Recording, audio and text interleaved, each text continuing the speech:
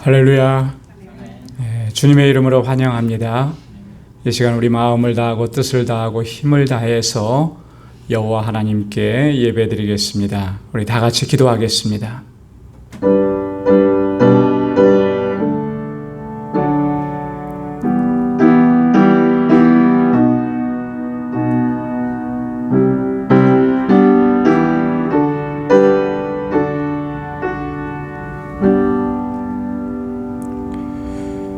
하나님이여, 내 마음이 확정되었고 내 마음이 확정되었사오니 내가 노래하고 내가 찬송하리이다. 내 영광 아낄지어다. 비파야 수금 아낄지어다. 내가 새벽을 깨우리로다. 주여, 내가 만민 중에서 주께 감사하오며 열방 중에서 주를 찬송하리이다. 대저 주의 인자는 커서 하늘에 미치고 주의 진리는 궁창에 이르나이다. 하나님이여, 주는 하늘 위에 높이 들리시며 주의 영광은 온 세계 위에 높아지기를 원하나이다. 아멘.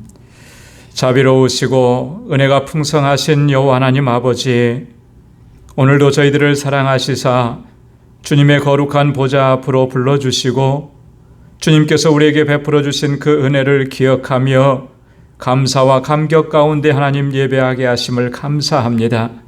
오 하나님 아버지, 성령께서 우리 마음과 생각을 온전히 주장하여 주셔서 갈급한 심령으로 주님 앞에 나아가는 저희들 되게 하여 주옵소서.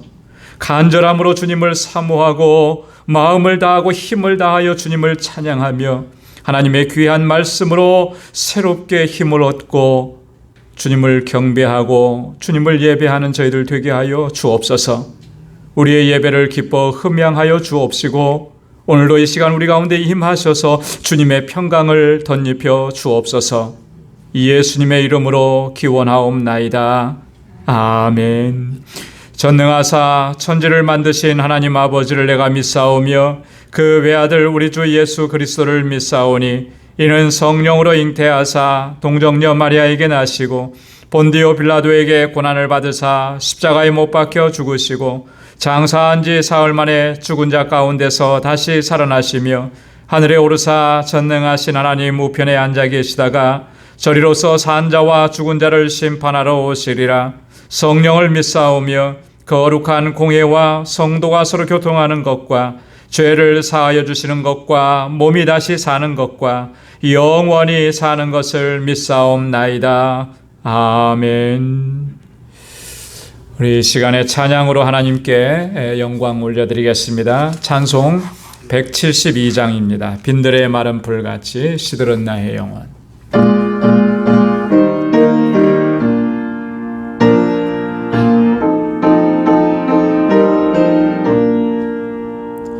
빈들의 마른 불같이 시들은 나의 영혼, 주님의 허락한 성령 간절히 기다리네.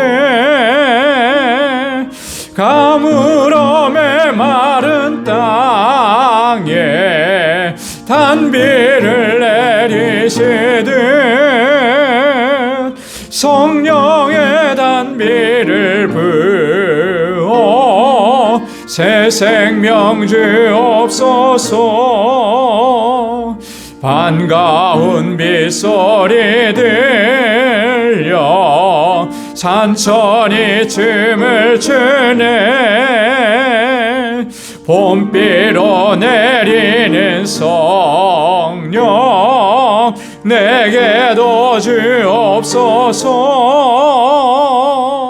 가물음에 마른 땅에 단비를 내리시듯 성령의 단비를 부어 새 생명 주옵소서. 절 따라 우로를 내려 조목이 무성하니 갈급한 내 심령 위에 성령을 부소서. 가물어 메마른 땅에 단비를 내리시듯 성령의 단비를 부어 새 생명 주옵소서. 참되신 사랑의 언약 어길 수 있사오랴.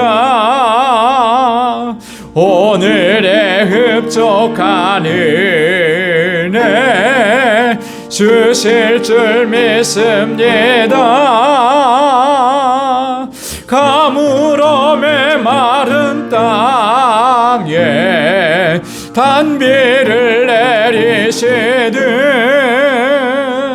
성령의 단비를 부어 새 생명 주옵소서. 참되신 사랑의 언약 참되신 사랑의 언약 어길 수 있사오랴. 오늘의 흡족한 은혜 주실 줄 믿습니다. 가물어 메마른 땅에 단비를 내리시듯 성령의 단비를 부어 새 생명 주옵소서. 아멘. 이 시간 성령의 단비를 우리에게 내려주시고 새 생명 허락해 주실 줄로 믿습니다. 이 세상 험하고 나비록 약하나 함께 찬양합니다.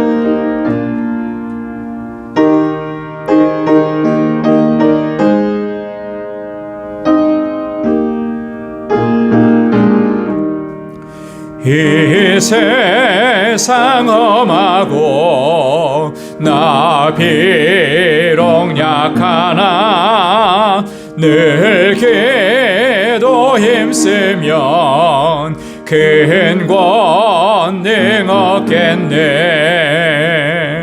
주의 은혜로 대속하여서 피와 같이 붉은 죄 눈같이 휘겠네. 주님의 권능은 한없이 크오니 돌 같은 내 마음 곧 녹여주소서. 주의 은혜로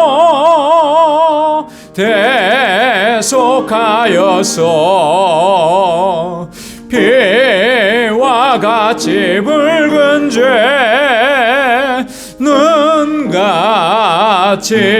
휘겠네. 내 맘이 약하여 늘 넘어지오니 주 예수 힘주사 굳세게 하소서. 주의 은혜로 대속하여서 피와 같이 붉은 죄 눈같이 휘겠네. 죄사함 받으는 새 사람 되어서 주 앞에 서는 날 늘 찬송하겠네. 주의 은혜로 대속하여서 피와 같이 붉은 죄 같이 휘겠네. 주의 은혜로 주의 은혜로 대속하여서 피와 같이 붉은 죄는 같이 휘겠네. 아멘.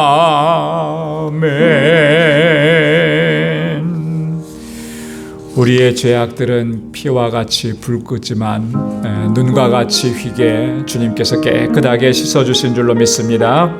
기쁜 마음으로 감사함으로 우리 힘차게 찬양하겠습니다. 내가 매일 기쁘게 427장입니다.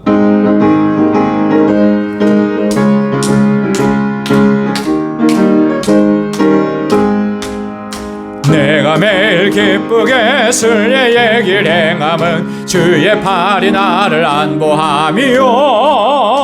내가 주의 큰 복을 받는 참된 비결은 주의 영이 함께함이라. 성령이 계시네. 할렐루야 함께하시네. 좁은 길을 걸으며 밤낮 기뻐하는 것 주의 영이 함께함이라.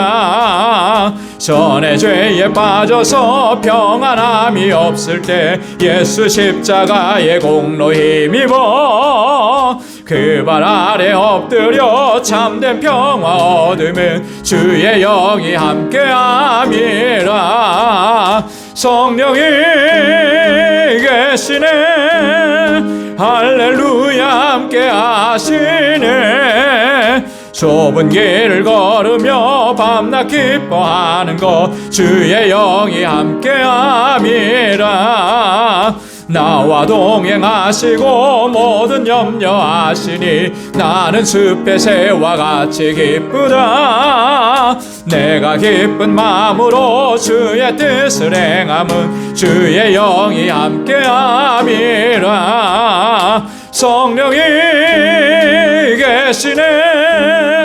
할렐루야 함께하시네. 좁은 길을 걸으며 밤낮 기뻐하는 것 주의 영이 함께함이라.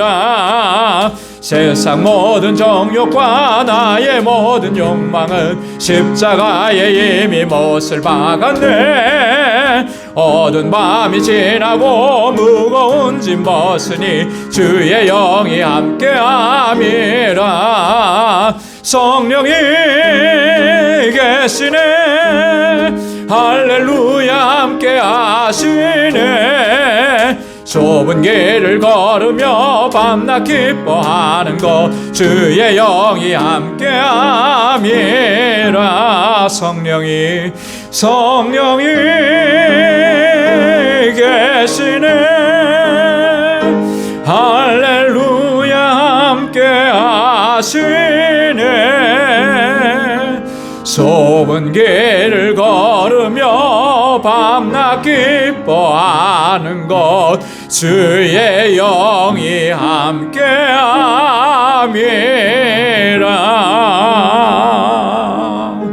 아멘. 성령께서 우리와 늘 함께 하시는 줄로 믿습니다. 이 시간 우리 하나님께 마음을 같이해서 통성으로 함께 기도하겠습니다. 교회를 위해서 기도해 주시고 또 귀에 세우신 귀한 일꾼들을 위해서 기도해 주시고 또 이곳에서 자라나는 우리 어린 심령들, 사랑하는 학생들, 또 우리 청년들, 또 우리 전도사님과 우리 교사들을 위해서 기도해 주시고 특별히 우리 교우들을 위해서 기도하실 때 육신적으로 연약한 분들에게 하나님께서 치료의 능력으로 함께 하셔서 속히 회복되도록 치유해 주시도록 하나님의 능력으로 역사해 달라고 같이 함께 통성으로 기도합니다. 선교지를 위해서 기도해 주시고 우리의 떠나온 조국과 우리가 살아가고 있는 이 땅 미국을 위해서 같이 기도해 주시고 또 이곳에 있는 이 여러 가지 어려웠고 힘든 문제들을 위해서 함께 다 같이 통성으로 주님 앞에 기도하겠습니다. 하나님 아버지 참 고맙고 감사합니다. 날마다 저희들을 사랑하시고 하나님의 은혜 가운데 살아갈 수 있게 하시며 주의 권능의 장중에 항상 붙들어 주시니 하나님 고맙습니다. 광야와 같은 이 삶이지만 아버지 하나님 이곳에서 지치고 피곤하시고 멸망하지 않게 하시고, 또한 아버지 우리가 넘어졌을 때 다시금 일으켜 세워주시고 이렇게 은혜의 보좌 앞으로 불러주셔서 아버지 하나님 나를 사랑하시고 구원하시는 하나님을 찬양하고 주님을 예배할 수 있게 하시고, 아버지 하나님 이 예배를 통해서 우리에게 새 힘을 주시고 주님의 평강으로 덧입혀 주시니 감사합니다. 우리 방주의 권속들이 이 시간 아버지 하나님 주님 앞에 마음을 같이 하여서 동성으로 함께 기도합니다. 주님께서 세워주신 이 귀하고 복된 제단이 정말 하나님의 기쁨이 되는 복된 제단이 되도록 도와주시고, 아버지 하나님 주님의 주신 사명을 잘 감당할 수 있도록 인도하여 주옵시고, 아버지 믿음의 역사, 사랑의 수고와 소망의 인내로 소문난 교회가 되게 하시며 구원의 방주로서의 사명을 온전히 감당하는 우리 모든 믿음의 권속들이 다 되게 하여 주시옵소서. 아버지 하나님 진리의 등대가 되어서 세상 가운데 하나님 생명의 복음을 전하기에 조금 더 부족함이 없도록 도와주시고, 하나님 세워주신 하나님의 귀한 종들, 기름 부어 세우신 하나님의 귀한 일꾼들, 저들의 수고와 눈물과 기도와 헌신과 땀을 기억해 주시고 하나님 영광 받아 주옵시며 주님의 몸된 교회가 든든하게 서가도록 저희의 아버지 충성된 마음을 받아 주옵소서. 아버지 하나님 세워주신 하나님의 귀한 일꾼들에게 권능과 능력으로 함께하여 주시고, 아버지 하나님 주님 앞에 충성스러운 종으로 서게 하여 주옵소서. 아버지 하나님 특별히 바라옵고나 없는 것은 하나님 이곳에서 자라나는 우리 어린 심령들과 학생들과 청년들을 붙잡아 주시고, 정말 저들이 하나님을 경외하는 귀한 믿음 안에서 아름답게 성장하고 이 세대를 이끌어 나가는 하나님의 귀한 일꾼들이요 믿음의 용사들이 다 되게 하여 주시옵소서. 경건하게 살게 하시고 하나님을 경외하게 하여 주옵시고, 하나님의 뜻을 온전히 행하는 하나님의 주의 신실한 일꾼들이 다 되게 하여 주시옵소서. 아버지 하나님 우리 사랑하는 지체들을 위해서 기도합니다. 아버지 곤고한 상황 가운데 주님 앞에 부르짖습니다. 신음하며 통곡하며 애통해하며 하나님 앞에 부르짖는 사랑하는 주의 종들의 그 간절함을 기억하여 주옵소서. 육신의 연약함 때문에 하나님 앞에 부르짖습니다. 주의 손으로 만져주시고 성령의 충만함으로 함께하여 주시고 성령의 불로 치료하여 주시고 온전하게 회복시켜 주시고, 아버지 하나님 다시 강건하게 하여 주옵소서. 저희의 영과 육을 아버지 하나님 온전하게 회복시켜 주옵소서. 주님의 나라 이룰 때까지 하나님 건강한 영과 건강한 몸으로 주님을 섬길 수 있도록 도와주시고, 아버지 하나님 주님 안에서 소망을 갖고 믿음으로 살아가게 도와주시옵소서. 아버지 하나님 간절한 기도의 제목들이 있습니다. 마음의 소원을 품고 간구하고 부르짖는 기도마다 하나님의 선하신 응답을 허락하여 주시고 매일매일의 삶이 아버지 하나님 주님의 임재 가운데 주님의 역사를 체험하는 삶이 되도록 인도하여 주시옵소서. 아버지 하나님 선교지에서 주의 복음을 전도하는 아버지 하나님 우리 사랑하는 선교사님들 아버지께서 눈동자와 같이 지켜주시고 주의 권능으로 함께하여 주시옵소서. 특별히 아버지 하나님 알라메다 방주교회 하나님께서 세우셨사오니 능력과 권능으로 함께하시고 하나님 구원의 방주가 되도록 역사하시고 주의 종들에게 능력과 권능으로 함께하여 주옵소서. 금주 토요일에 있을 아버지 하나님 IT 아버지 신학교 졸업식을 주장하여 주시고 하나님 은혜 베풀어 주옵소서. 아버지 하나님 정말 사역지로 나가는 주의 종들에게 권능으로 함께하여 주시고 그곳의 모든 주의 종들에게 능력으로 함께하여 주옵소서. 우리가 살아가고 있는 이 땅에 하나님 긍휼을 베풀어 주시고 아버지 하나님 우리의 떠나온 조국에 하나님 은총을 베풀어 주옵소서. 위정자들에게 하나님의 정말 지혜로 함께하시고 저들이 하나님을 두려워할 줄 알게 하시고 하나님의 공의와 정의를 따라서 아버지의 나라를 이끌어갈 수 있게 도와주시고 모든 믿음의 사람들과 하나님의 주님의 몸된 교회가 거룩하게 일어설 수 있게 하시고 세상을 향하여 빛을 발하게 하시고 우리 믿음의 사람들 한 사람 한 사람이 하나님의 신실한 일꾼들로 설 수 있도록 도와주시옵소서. 이 시간도 아버지 주님 앞에 나와 간절하게 간구하고 기도하는 사랑하는 주의 종들의 기도마다 하나님의 선하신 응답을 허락하여 주옵시고 오늘 아버지 하나님 오늘도 귀한 말씀으로 우리에게 하나님 들려주시고 그 은혜의 말씀으로 세임을 더하여 주시고 넉넉히 세상을 감당할 수 있는 아버지 승리자들이 다 되게 하여 주시옵소서. 하나님 감사합니다. 모든 영광 주님 앞에 올려드리며 예수님의 이름으로 간절히 기도드리옵나이다. 아멘. 아멘. 할렐루야. 하나님께서 선하신 응답을 허락해 주실 줄로 믿습니다. 오늘 함께 묵상할 하나님의 말씀을 함께 보도록 하겠습니다. 오늘 묵상할 말씀은 사도행전 제19장 1절에서 20절까지 말씀입니다.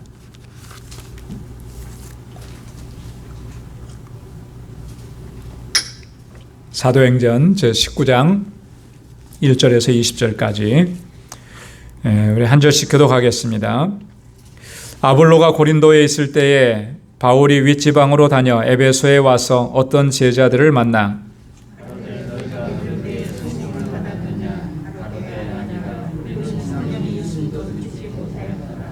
바울이 가로되 그러면 너희가 무슨 세례를 받았느냐? 대답하되 요한의 세례로라.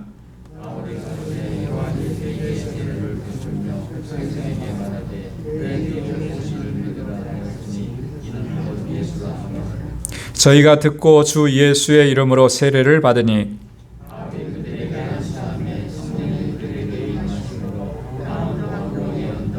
모두 12사람쯤 되니라.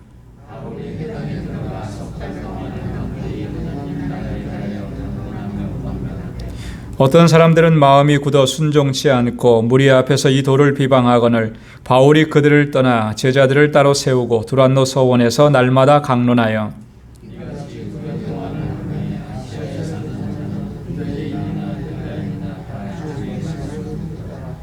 하나님이 바울의 손으로 희한한 능을 행하게 하시니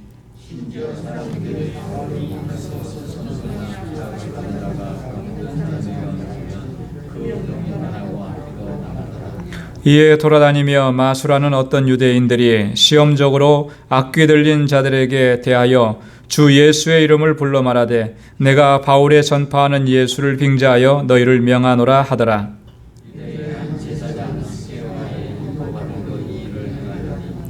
악귀가 대답하여 가로되 예수도 내가 알고 바울도 내가 알거니와 너희는 누구냐 하며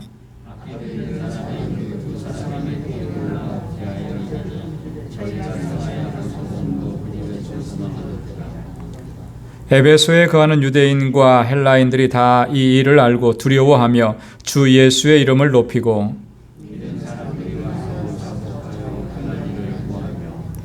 또 마술을 행하던 많은 사람이 그 책을 모아가지고 와서 모든 사람 앞에서 불사르니 그 책값을 계산한 즉 은 5만이나 되더라.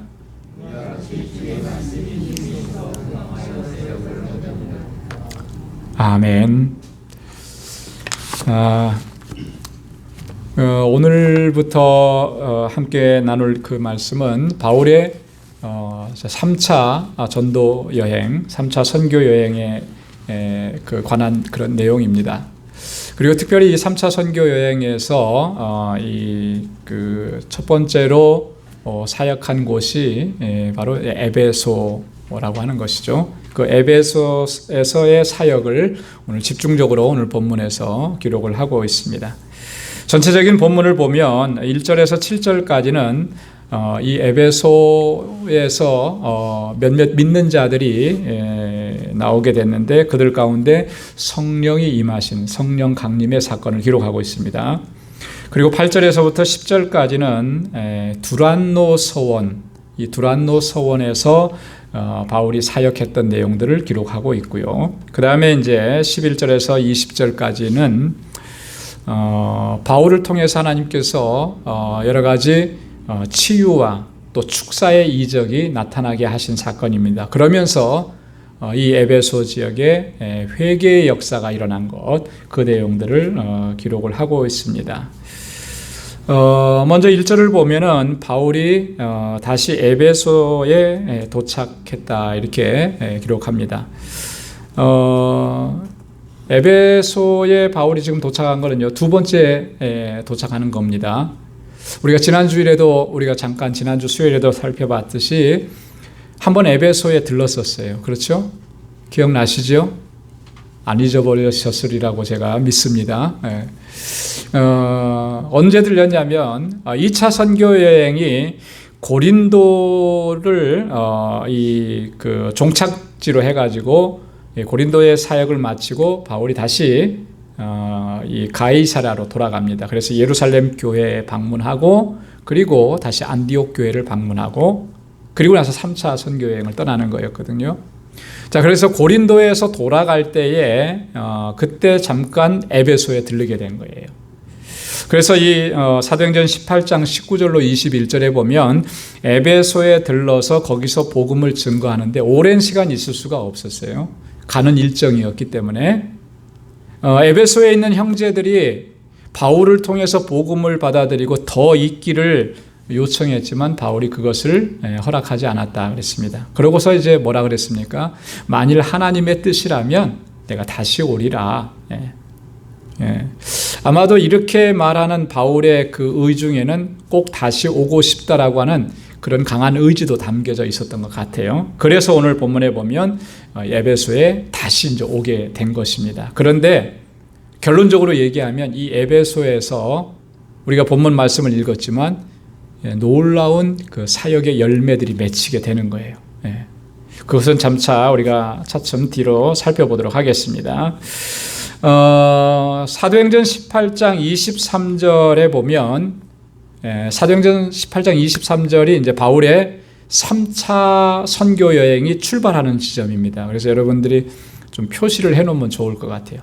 1차 선교 여행이나 2차 선교 여행이 출발할 때는 아주 이제 명확하게 구분이 되는데 3차 선교 여행에 대한 기록이 이렇게 중간에 기록이 되어 있어요. 그래서 우리가 자칫하면은 그 시작점을 잘 모를 수 있는데 사도행전 18장 23절이 바로 3차 선교 여행의 출발이라고 하는 거죠. 근데 이때 바울이 어디로 가냐면 갈라디아와 부르기아 지역으로 갔다 그랬습니다. 윗지방으로 올라가서 내륙지방으로 올라가서 먼저 갈라디아 지역을 가고 부르기아 지역을 거쳐가고, 왜 그렇게 갔냐면 이 지역들이 다 2차 선교 여행 때 다녔던 지역인데 그곳에 교회가 세워지고 믿음의 공동체가 세워졌고, 그래서 그곳을 방문해서 믿음의 형제들을 더 견고하게 굳게 하려는 그런 목적이었다라고 하는 거죠. 이렇게 들러서 지금 어디로 왔냐면 에베소로 오게 된 것입니다. 자, 2절부터 7절까지 보면 이 에베소에 와서 놀라운 역사가 일어나요. 뭐냐면 성령께서 강하게 임재하시는 그런 역사가 일어나요. 그런데 바울이 이렇게 와서 보니까 에베소에 믿음의 형제들이 있긴 있었는데 뭔가 조금 이상한 점을 발견한 거죠. 뭘 발견했냐면 저들이 믿는다고는 하는데 성령의 체험이 없는 것 같아요. 자, 그래서 2절에 보면은 뭐라고 질문합니까? 너희가 믿을 때에 뭘 받았느냐? 성령을 받았느냐? 이렇게 물어봅니다. 자, 괜히 그거 물어보는 거 아니겠죠. 그죠? 뭔가가 특별한 점이, 이상한 점이 발견됐으니까 그렇게 물었다라고 하는 거예요. 자, 너희가 믿을 때에 성령을 받았느냐라고 하는 이 말은요, 이런 의미입니다. 너희가 믿고 세례를 받을 때에 성령의 임재를 체험했느냐라고 하는 거예요. 성령의 임재를. 여러분, 이게 중요하기 때문에 바울이 이런 질문을 한 것이거든요. 성령의 체험에 대해서. 성령의 체험. 성령의 임재를 경험했느냐, 성령의 임재를 체험했느냐. 그랬더니 그 대답이 뭐예요? 좀 놀랍게도 충격적인 대답을 합니다.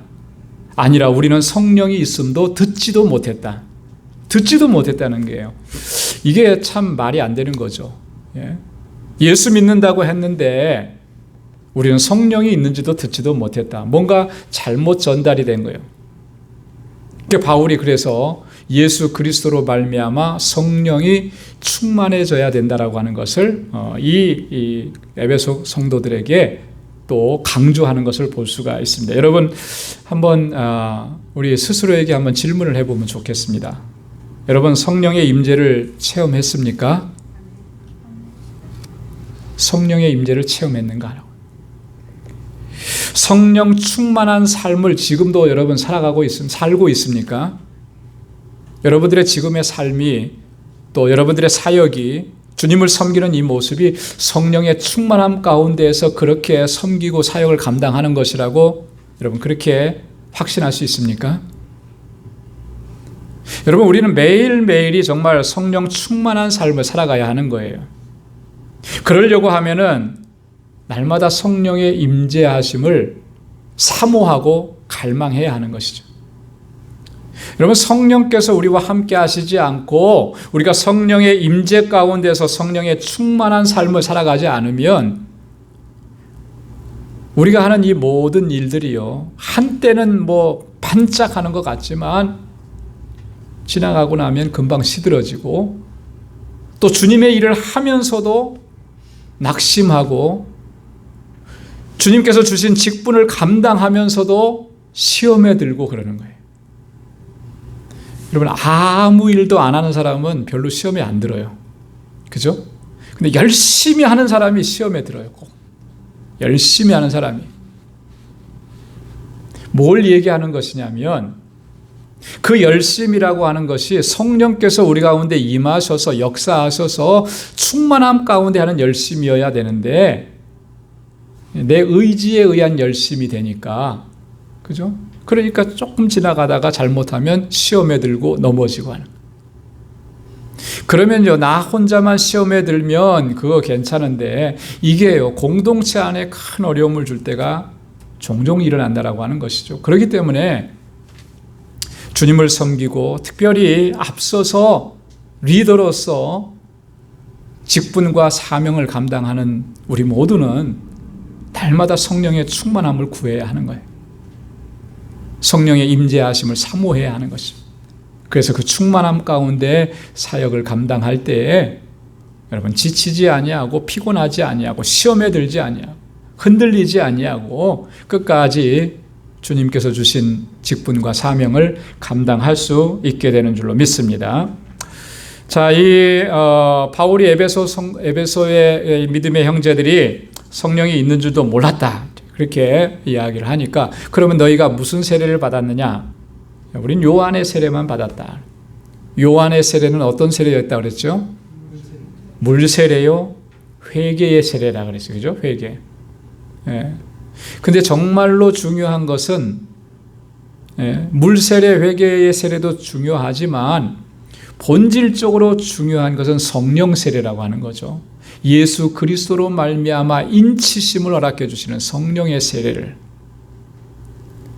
그래서 오늘 바울이 4절에서 그래요. 그 요한의 세례 너희가 받았다고 했는데, 자, 요한이 누구를 믿어야 된다고 했는지를 분명하게 얘기해 주는 거예요. 내 뒤에 오시는 이를 믿으라 하였으니 이는 곧 누구라 그랬어요?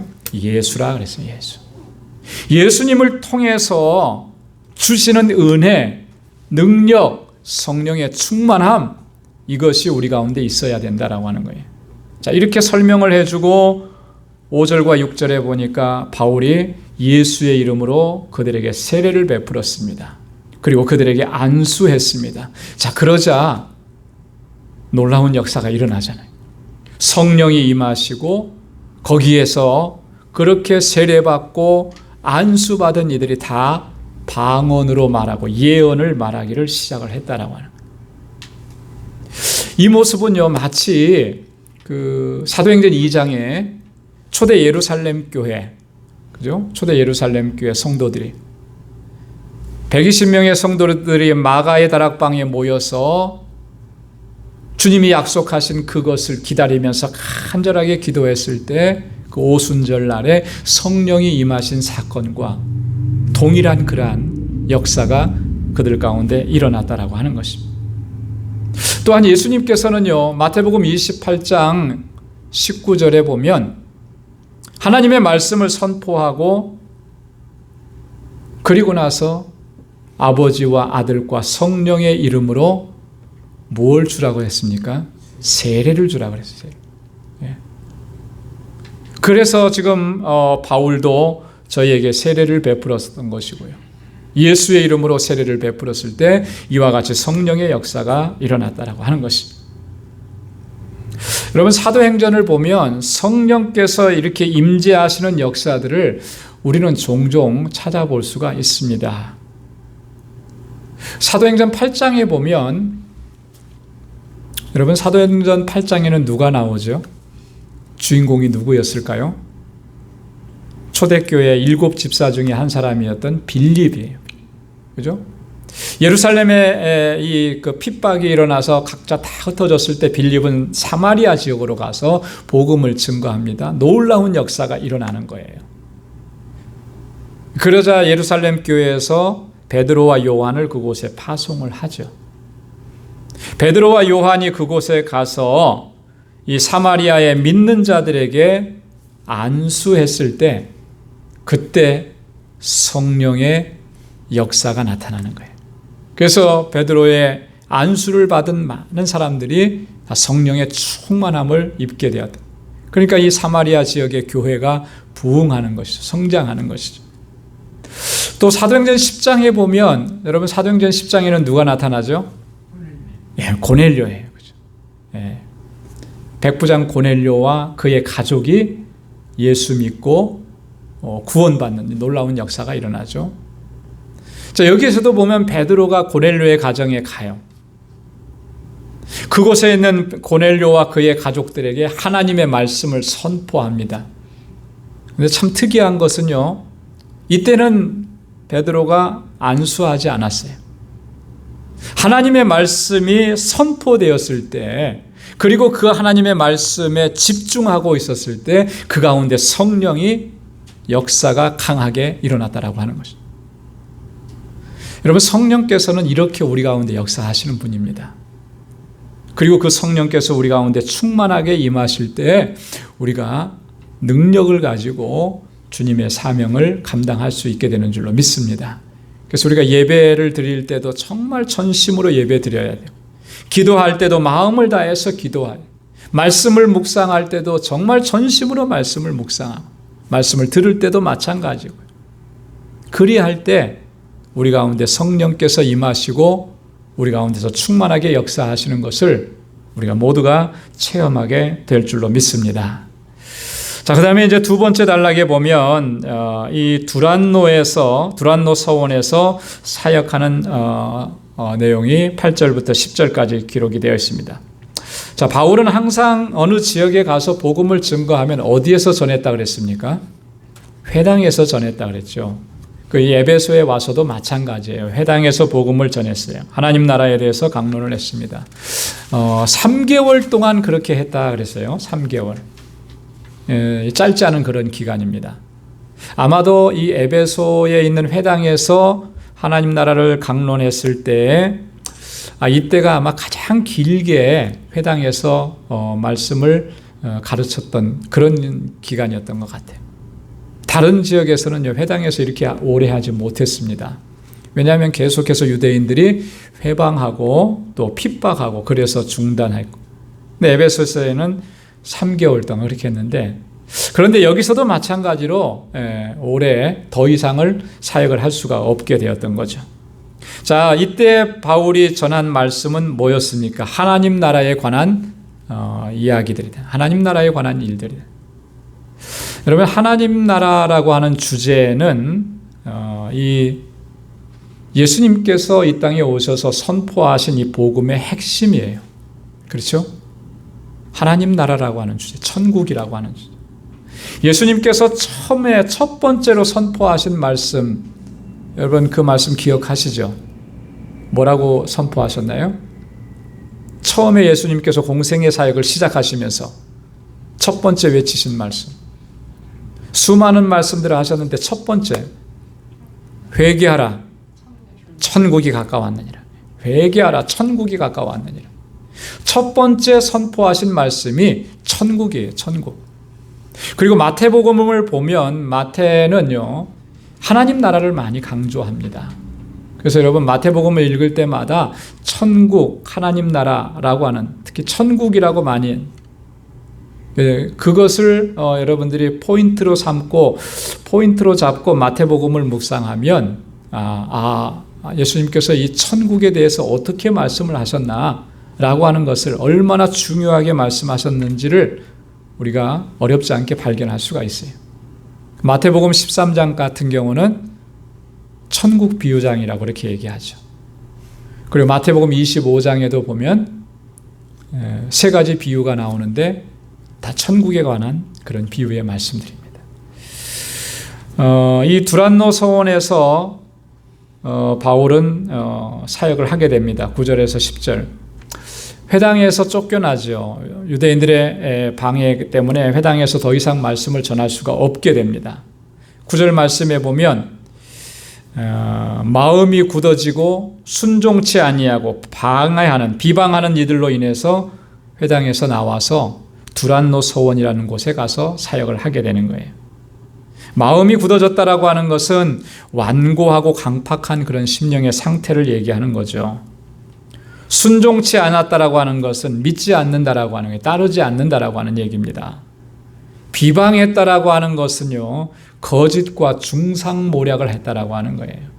누군가를 비방할 때 참을 가지고 바른 걸 가지고 비방하지 않죠. 다 거짓으로 비방을 하는 거예요. 중상모략으로.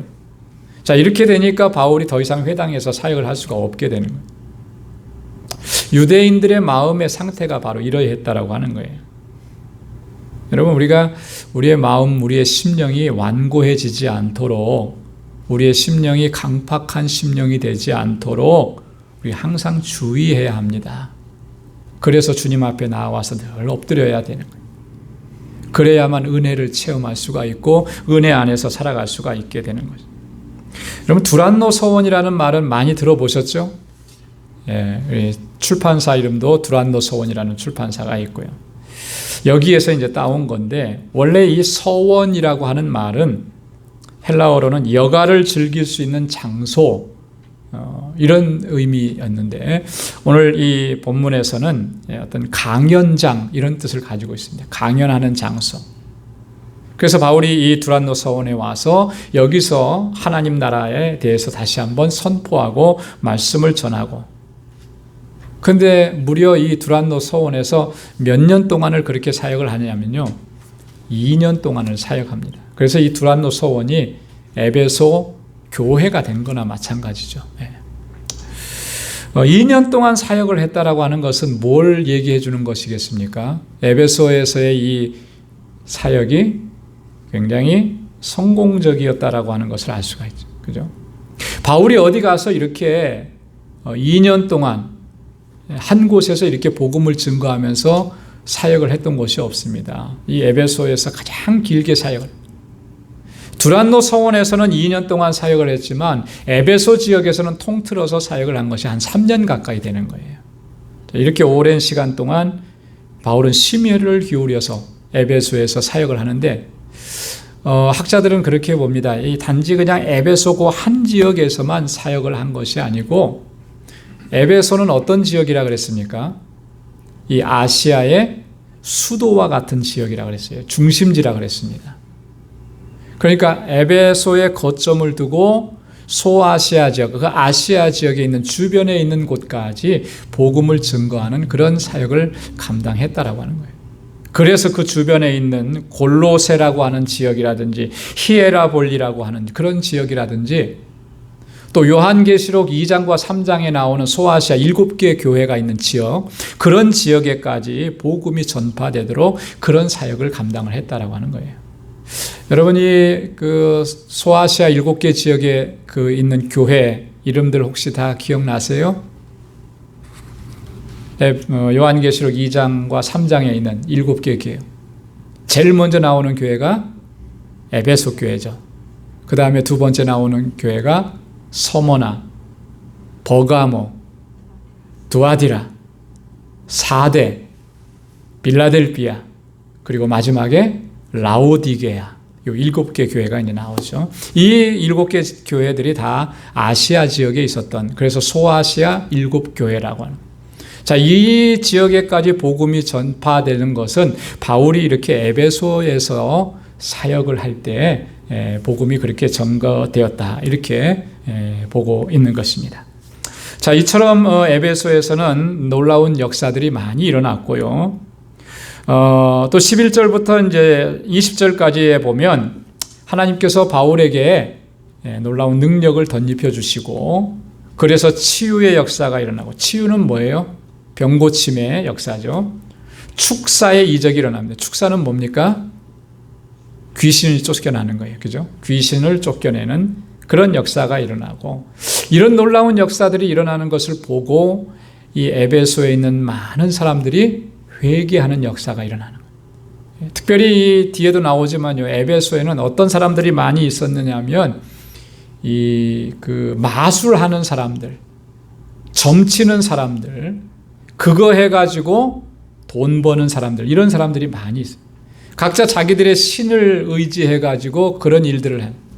이런 사람들이 이 바울이 전하는 예수의 이름으로 말미암아 귀신이 쫓겨나가고 병든 자가 낫는 이런 모습을 보면서 놀라게 되는 것이죠. 그래서 믿음을 갖게 되고, 자기가 그동안 섬겼던 그 모든 것들을 다 버려두고 회개하고 복음 앞에, 말씀 앞에 나오는 놀라운 역사가 일어나는 거예요. 자, 11절과 12절에 보면 하나님께서 바울을 통해서 희한한 능을 행하게 하셨다 그랬습니다. 희한한 능력. 이 희한한 능력이라고 하는 게 어떤 능력이겠습니까? 기적을 얘기하는 거예요. 초자연적인 능력을 얘기하는 것입니다. 그런데 특별히 이 기적과 초자연적인 능력이 어떤 형태로 나타났냐면 아까도 말씀드렸더니 치유의 역사로 나타나, 축사의 역사로, 귀신이 쫓겨나는 역사로 나타났다라고 하는 거죠. 자, 그래서 바울의 몸에서 손수건이나 앞치마를 가져다가 병든 사람에게 얹으면 그 병이 떠나가는 역사가 일어나는 거예요. 여러분, 이런 역사들이 참 일반적인 거 아니잖아요. 그죠? 아주 특이한 현상인 거죠. 성경에 보면은 종종 이런 역사들이 일어났던 적들이 있었던 것을 우리가 확인할 수가 있어요. 예수님께서 가실 때에 어떤 여인이 예수님의 옷자락을 만졌어요. 그러면 내가 낫게 될 것이다. 그런데 정말로 예수님의 옷자락에 손을 대니까 나았어요. 깨끗해졌어요. 이 여인은 어떤 병을 앓고 있었죠?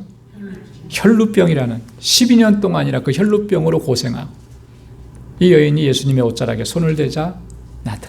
예수님이 뭐라고 한마디 하신 것도 없고요. 그죠? 손을 얹어서 만져주신 것도 없고 내 병이 나았다 이렇게 하신 적도 없는데 그렇게 나은 역사들이 있어요. 또 그리고 사도행전 5장에 보면 베드로가 하나님 성령 충만해서 하나님의 말씀을 전할 때 베드로의 그림자만 덮여도 내 병이 나을 것이다. 그래서 베드로에게 나왔던 많은 병자들이 있었고 그렇게 하나님은 치유의 역사를 이루신 적도 있습니다. 아주 특별한 경우들이죠. 이 바울 같은 경우도 마찬가지예요. 바울이 손수건과 앞치마를 가지고 있었다는데 손수건과 앞치마를 가지고 있었던 것을 볼 때 바울이 아마 이 일을 하면서 또 복음을 전했기 때문에 그런 것 같아요. 그걸 가져다가 환자에게 덮으니까 병이 낫는 거예요. 놀라운 역사가 하나님께서 이런 능력까지 부어주시면서 바울을 통해서 복음을 전하게 하신 거예요. 왜 그렇게까지 하셨을까라고 하는 부분들. 그곳에 정말 하나님께서 택하신 영혼들이 많기 때문에 그곳에 우상에 사로잡혀 있던 많은 영혼들이 있기 때문에 그들을 구원하시고자 하시는 하나님의 방법이셨다라고 하는 거예요. 여러분, 근데 이런 치유와 이런 놀라운 이적들은요, 복음을 효과적으로 선포하기 위한 보조수단인 것이지 그게 목적은 아니라고 하는 거예요. 무슨 말씀인지 아시겠죠? 치유와 이런 어떤 축사의 이적들, 여러분 뭐 지금은 현대사회에서 어떤 분들은 뭐 이런 이적들을 부정하는 사람들도 종종 있더라고요. 믿는 사람들 중에는. 부정할 수 없는 거예요. 지금도 여전히 하나님께서 기적으로 놀라운 역사를 이루십니다. 의료진들의 도움을 받지도 않고 오직 기도만으로 암이 낫는 그런 역사들도 일어나는 거예요. 하나님께서 역사하시는 것이죠. 자, 그런데 중요한 것은요, 그게 목적이 아니라고 하는 거예요. 그게 목적이. 그건 하나님께서 우리를 구원하시기 위한, 믿음을 갖게 하시기 위한, 복음을 전하게 하시기 위한 하나의 수단이라고 하는 거예요. 그런데 거기에만 집중하고 거기에만 매달리고 그것만을 쫓아가게 되면 정작 믿음을 갖지 못하는 거죠. 정작 복음이 무엇인지를 알지 못하는 이런 안타까운 일들이 벌어지게. 지금 우리의 신앙도 마찬가지라고 봅니다. 여러분, 뭔가 기적적인 일들이 일어나고 뭔가 성공하는 그런 일들이 일어나고 내가 이렇게 예수를 열심히 신앙생활 했으니까 하나님께서 굉장한 것을 내게 허락해 주실 것, 이것이 목적이 되어서 우리가 신앙생활을 하고 있다면 우리는 말씀을 제대로 알지 못하는 거예요. 하나님을 제대로 알지 못하는 것이고 예수 그리스도를 제대로 알지 못하는 것이고 그 능력을 제대로 알지 못하는, 우리가 이렇게 돼서는 안 된다는. 하나님께서 내게 베풀어 주신 그 기적과 같은 일들은 감사한 일이지만 그것으로 인해서 우리가 하나님께로 더 가까이 나가야 되고 하나님을 더 깊이 알아가야 되는 것이고 믿음의 반석 위에 더 견고하게 서가는 것, 그것이 목적이 되어야 할 줄로 믿습니다. 13절부터 16절까지 보면 바울에게서는 이런 역사가 일어나니까 어떤 사람들이, 유대인의 마술사들이, 또 제사장 스게와라고 하는 사람의 아들들이 따라하는 거예요. 따라하는 역사들이 일어났어요. 마술사들이 바울이 전하는 예수를 빙자해서 악귀들에게 시험적으로 그렇게 하는 일도 일어나고요. 또 제사장 스게와의 아들들도 그렇게 해보는 거예요. 자, 그랬다가 어떻게 됐습니까? 스게와의 제사장의 아들들이 곤욕을 치르게 되죠. 악귀들에 의해서 사로잡히고, 그리고 아주 정말 만신창이가 되는 그런 일들이 일어나게 되는 것입니다. 자, 그런데 오늘 여기서 좀 한 가지 주목할 것은 뭐냐면,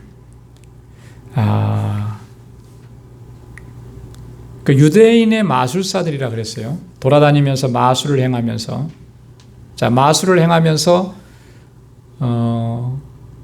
뭘 얻어들였겠습니까? 마술을 행하면서 돈을 많이 벌었겠죠. 그죠? 놀라운 역사가 일어나니까. 이 사람들이 마술을 행할 때에 하나님의 이름을 파는 거예요. 그죠? 하나님의 이름을 빙자하고 하나님의 일을 이야기하고, 그러면서 어떤 상황들을 이렇게 해결해 주는 것처럼 하고, 그러면서 개인의 자신의 부와 명예를 추구해 나가는 이런 일들. 성경에서는, 율법에서는 하나님께서 이 마술이라든지 주술이라든지 초혼술이라든지 이런 건 절대로 금했습니다. 하지 말라 그랬어요. 그런 일을 행하는 자들은 돌로 쳐서 죽이라고까지 했어요. 오직 하나님만 섬기고 순수하게 하나님만 의지하고 그렇게 믿음으로 살라고 하는 것인데, 이런 자들이 있어서는 안 된다라고 하는 거죠. 그런데 오늘 본문에 보면 유대인들이 이 같은 일들을 하는 거예요. 그러니까 이 사람들이 얼마나 세속적이고 하나님의 계명에서 떠나 있는지를 우리가 알 수가 있는 것이죠. 우리에게는 굉장히 중요한 경고가 되는 것입니다. 하나님께서 우리에게 주신 은혜, 성령의 능력, 하나님께서 우리에게 선물로 주신 것들인데, 혹시나 이런 것들을 가지고 우리 이익의 도구로 삼고 있지는 않느냐라고 하는 거예요. 하나님께서 특별한 은사를 우리에게 주셨는데 그것을 가지고 나의 명예를 추구하는 그런 것들을 추구하고 있지는 않느냐. 오늘날 이 시대에도 그런 사람들이 없지 않다라고 하는 거예요. 하나님께서는 그에게 놀라운 능력을 주셨는데 그것으로 겉으로는 하나님의 사역을 한다고 하고 하나님의 일을 한다고 하면서도 뒤로는 내 이익과 유익을 챙기면서 이런 일들을 잘못 섬기는 거예요. 그 끝이 오래 가겠습니까? 갈 수가 없는 거죠. 오늘 나는 그런 일을 하고 있지는 않는지, 내가 그런 모습을 보이고 있지는 않는지, 우리가 우리 자신을 늘 살펴야 되는 것입니다.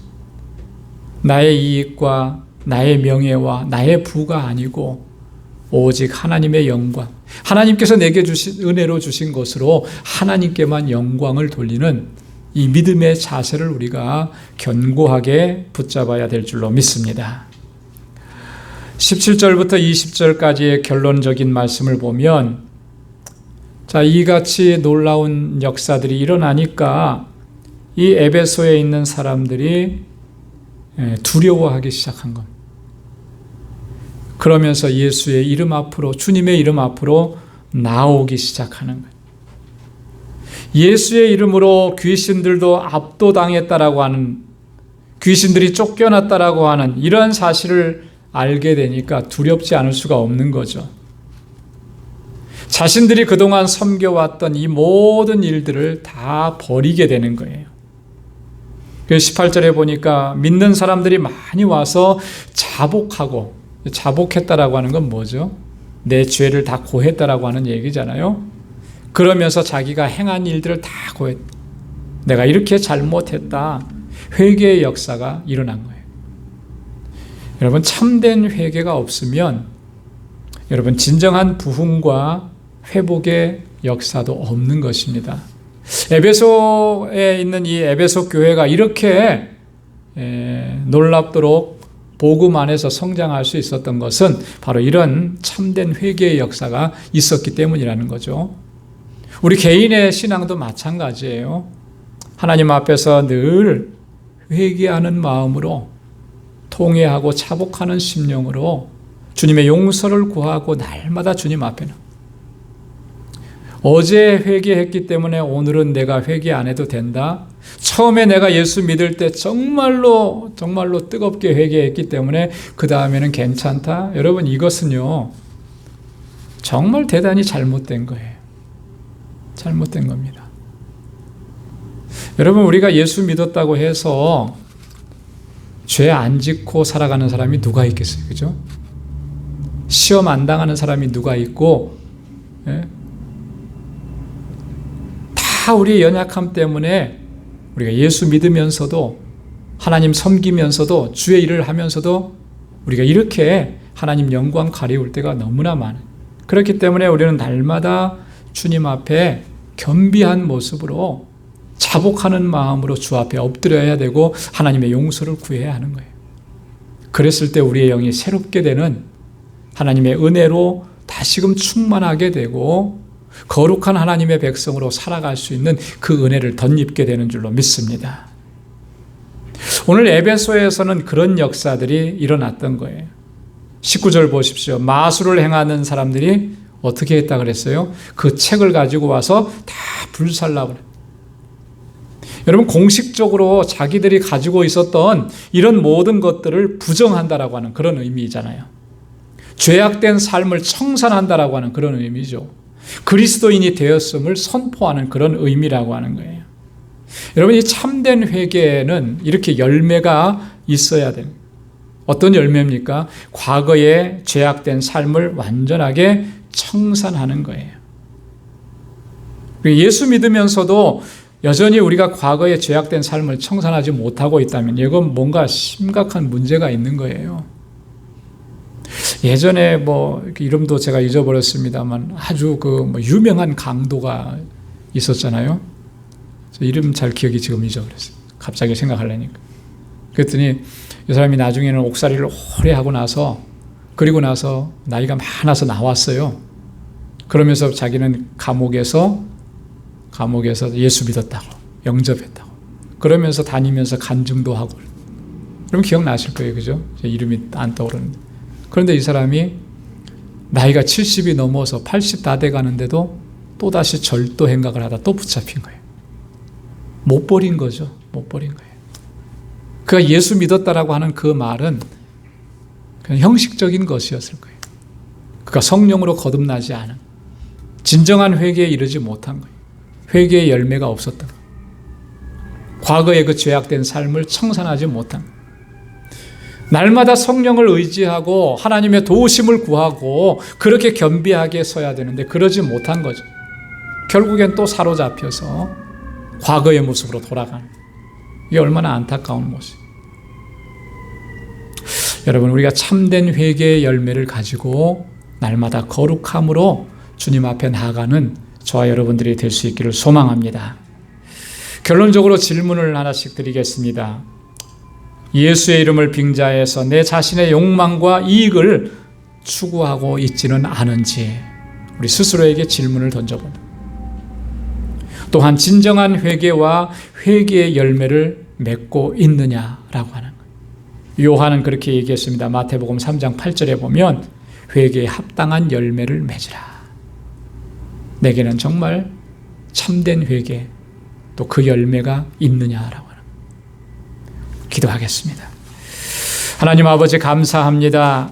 오늘도 주님의 말씀을 또 저희들에게 들려주시고 또 하나님 이 시간 그 말씀을 통해서 하나님 우리가 새롭게 깨닫게 해주시고 하나님 앞에서 우리의 모습을 돌아볼 수 있도록 은혜 주심을 감사합니다. 오 하나님 아버지, 성령께서 항상 우리 마음과 생각을 주장해 주시고 성령의 능력으로 충만하게 하여 주셔서 하나님이 믿음으로 살아가는 이 모든 여정 가운데 항상 승리의 삶을 살아갈 수 있게 하시고 하나님께 영광 돌리는 삶을 살아갈 수 있도록 도와주옵소서. 하나님께서 내게 은혜로 주신 것들로 아버지 하나님 주님의 영광을 가리우는 일들이 우리 가운데 일어나지 않도록 항상 성령께서 우리를 주장하시고 인도하여 주옵소서. 우리 방주의 모든 믿음의 권속들 한 사람 한 사람 능력의 장중에 붙들어 주시고 주의 권능으로 항상 역사해 주셔서 승리의 삶을 살아가게 하시고 주님의 기쁨이 되는 삶을 살게 하여 주옵소서. 주님 맡겨주신 이 귀한 직분과 사명도 충성되게 감당하는 주의 종들이 다 되게 하여 주옵시고 저들의 가정과 직장과 저의 손으로 하는 모든 일 가운데 하나님의 복으로 가득히 채워 주옵소서. 이제는 우리 주 예수 그리스도의 무한하신 은혜와 하나님 아버지의 크고 놀라우신 사랑과 성령의 위로 교통 충만하심의 역사가 주님만 의지하고 믿음으로 살아가기로 결단하는 방주의 모든 믿음의 권속들과 저들의 가정, 직장, 생업의 터전 학업 위에 이제로부터 영원까지 함께 하시기를 간절히 축원하옵나이다. 아멘.